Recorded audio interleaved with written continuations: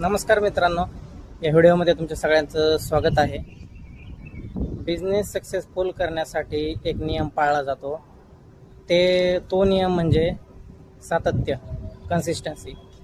प्रत्येक बिझनेसमध्ये किंवा आपण जे काय काम करतो त्याच्यामध्ये कन्सिस्टन्सी असली, शिस्त असली तर आपण तो सक्सेसफुल करू शकतो. आता काही जण काय करतात, एक आठवडा, 2 आठवडे, 1 महिना, 2 महिना असे काम करतात. त्याच्यात त्यांना आउटपुट भेटत नाही.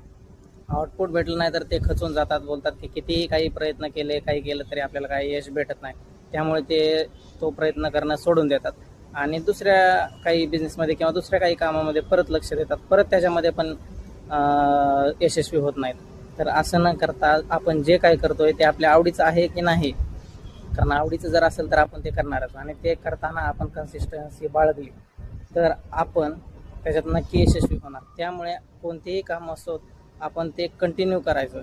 त्यामध्ये काही प्रॉब्लेम आले ते सॉल्व्ह करायचे, अजून त्याच्यामध्ये एक एक इम्प्रूव्हमेंट करत जायची.